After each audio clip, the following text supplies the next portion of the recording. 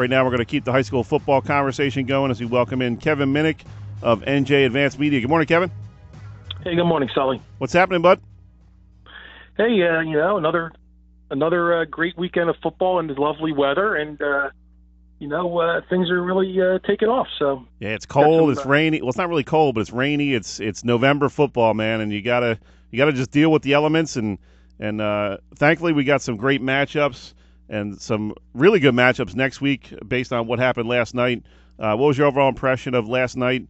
We talked a bunch about the competitive balance, all that kind of stuff, and some of these teams that were sub 500 coming up with some big wins. So that seems to be kind of the theme of this first round of playoffs is all the blowouts and also some of these teams stepping up who might have had some really tough schedules this year.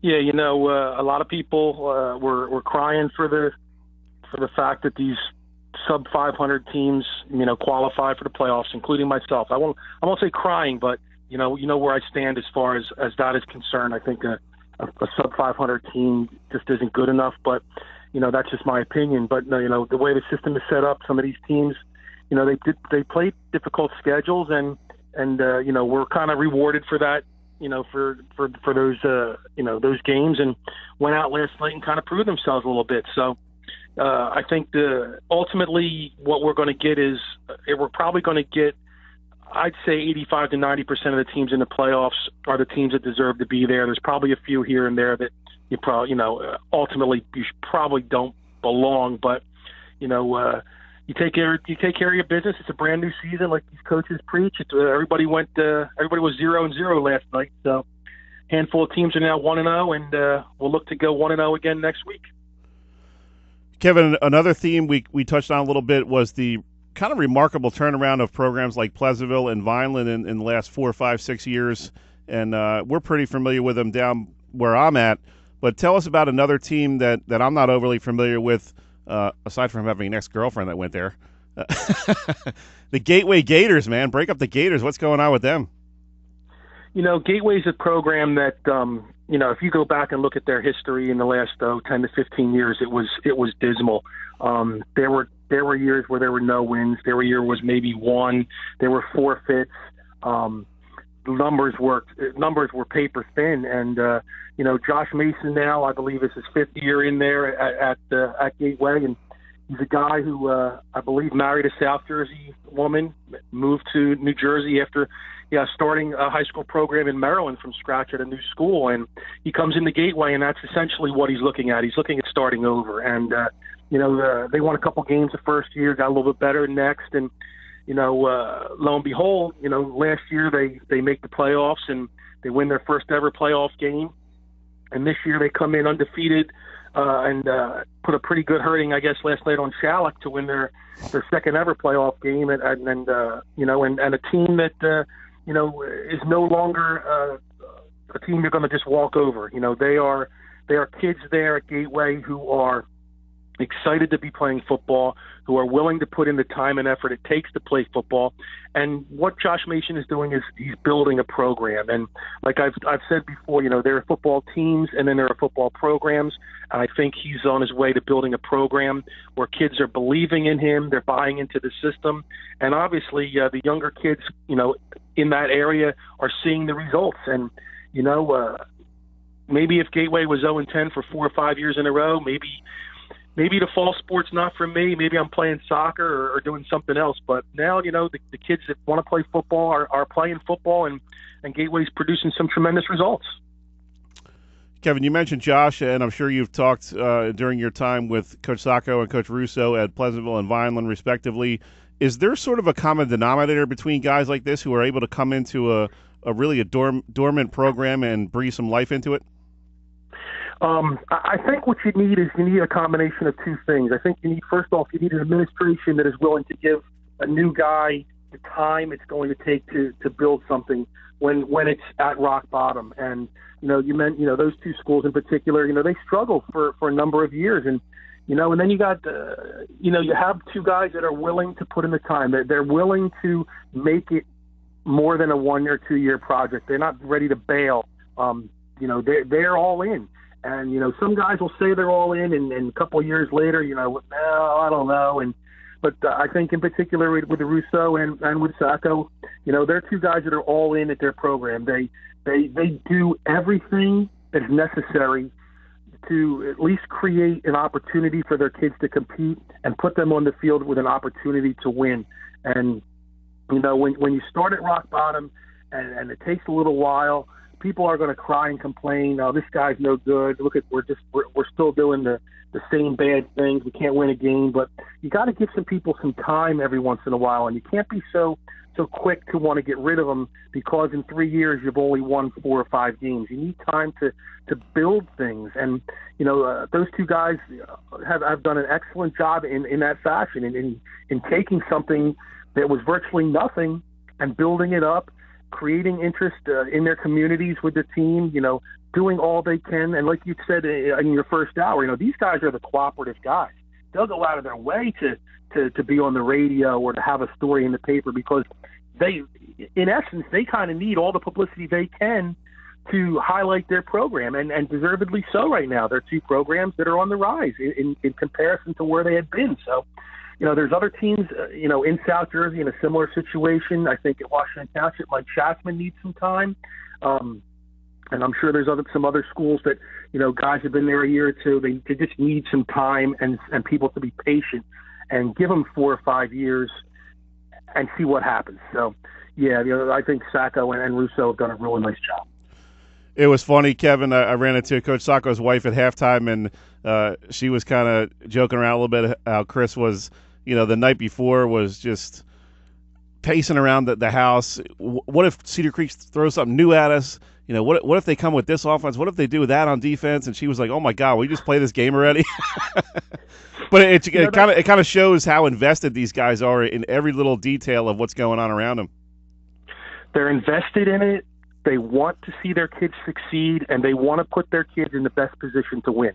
And that's not always going to happen. You're always, you might run into a team that on that particular night is just better than you, and that's just the way it is. You did what you could, and hey, we fought hard. We did what we could do, but we just weren't good enough tonight, and you move on. And I think that's a valuable lesson in high school sports in the fact that you can be this and you can be that, and you can come in at 8-0 or 1-8 and beat a team or lose. And it's all a matter of preparation. It's all a matter of execution and getting out there and competing and giving all that you can. So, yeah, there are coaches that are going to be, their stomach has a little bit of a knot in it because they're so much into it, and that's good to see. It's nice to see guys that are truly into what they're doing and kind of not just going through the motions. Talking with Kevin Minnick of NJ Advanced Media. Check out all his stuff at NJ.com. And Kevin, another guy we haven't mentioned yet is Dennis Thomas over at Millville. He's done a tremendous job there the last couple of years, and they won their 6th in a row last night. They beat Winslow 44-28 after having some trouble with the Eagles early on. And is this a team that can really run through that bracket now? I mean, they're obviously one of the most talented teams. They had that rough start, but this is definitely a team that could really cause some trouble for South Jersey Group 4 and maybe make it into that quote-unquote bowl game against the Central Jersey champ. I think they're clearly the favorite in the group, and they were clearly the favorite going into that game last night. They struggled. That first half was, it was the longest first half I've been at a game this year, and there were literally 3 significant plays, all touchdowns. Everything else was just, it was brutal, and it was false starts and all that kind of stuff. Not so much the penalties, no, but run it into the line, pick up a yard, 3 plays later, punt. Flip it over, 3 plays later, punt. Turn it over on downs, punt. Nobody could get anything going. Winslow scores a touchdown.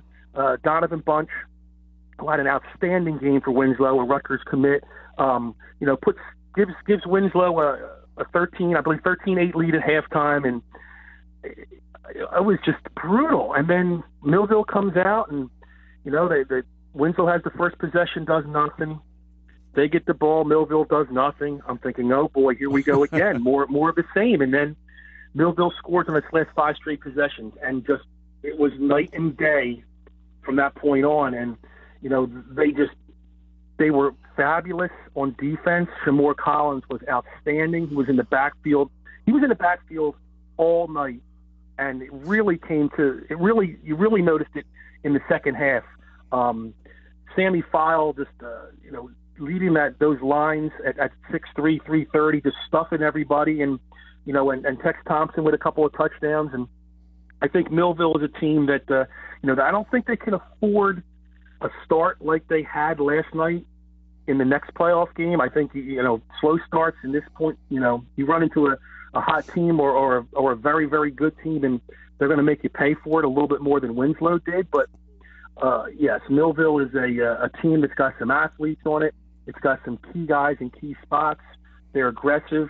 And Dennis Thomas, I think Dennis Thomas is one of the best coaches in South Jersey. He just has this mind for, putting his guys in the best position, and he's not soft on them. He's extremely hard on the guys, but they understand exactly why. And you talked about their 0-3 start. St. Peter's followed by St. Joe, followed by Williamstown. That was a brutal start for them, but it set them up for exactly where they needed to be last night.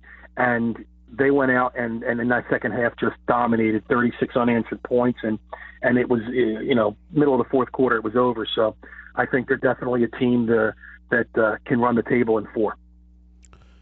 Kevin, if you're a South Jersey Group 3 team, you're probably thinking to yourself, "Oh, geez, Delsey's hot again." I mean, this team just knows how to. They know how to play in November. Sal Marquez, they're more times than not. If you go back over their history, they seem to have a slow start. There's seasons where they didn't. Obviously, it went undefeated or had one loss or so. But there's times you look at Delsey and you're just like, oh man, what's going on with this team? But in the back of your mind, it doesn't matter, because when that first round of the playoffs comes, Delsey's going to be there, and that's exactly the case. They lost three of their first 4 games, but got things together, got some wins. Aiden Bourget, an all-state running back, slowly but surely starts churning up yards. A couple 200-yard games here, 180-some yards there. Next thing you know, Delsey's sitting 5-3 and in the number 3 seed in the group. And like we've said it before, you don't want to play Delsey. Right now, you don't want Delsey, because now is always the time when Delsey's playing its absolute best football, and they go out and win a home game against Deptford, and now, they'll get the winner of Triton and Woodrow Wilson next Friday. And if it's Woodrow Wilson, it'll be a rematch of a game earlier in the season where Delsey just put an absolute handling on them, dropped 50-some points. So, yes, Delsey is not the team you want to play right now. But if you're a fan of the Crusaders, you're loving this time of year. Yeah, I tell you what, man, they took down Ocean City last year in the first round of the playoffs, and that was an Ocean City team that was probably one of their best teams in the last 6-7 years. They played a great game, basically did everything they could do as an Ocean City football team, and still lost. Yeah, Delsey is a team. Sal Marquez doesn't get. I don't think the man gets enough credit for the success that he's continued to bring to that program. Delsey's only had 2 football coaches in its history: John Oberg and Sal Marquez. And you don't see Sal on the sideline because he sits up top on top of the press box, and he's generally a very calm individual, so you don't really hear too much from him. But the man knows what he's doing. He knows how to make the adjustments. Sometimes he knows he's running into a team that's just better than him. And as a prime example was a game against Camden earlier this year where they got blown out at home. But, he understands what's going on. He doesn't look ahead. He remains very calm, and he knows what he has. And, when push comes to shove in tournament time, I'm telling you, Delsey is a team you do not want. Well, I don't want to say you don't bet, because there's no such thing as spreads and point spreads in high school football, but you don't want to bet against Delsey. Kevin, you bring your A game as usual in the playoffs. We expect nothing less. We appreciate your time, and great job this week as always, and we'll expect more of the same next Saturday as we talk about the second round. As always, Sully, we'll look forward to it. Awesome, man. Have a great weekend. Thanks, buddy. You too. Thanks again.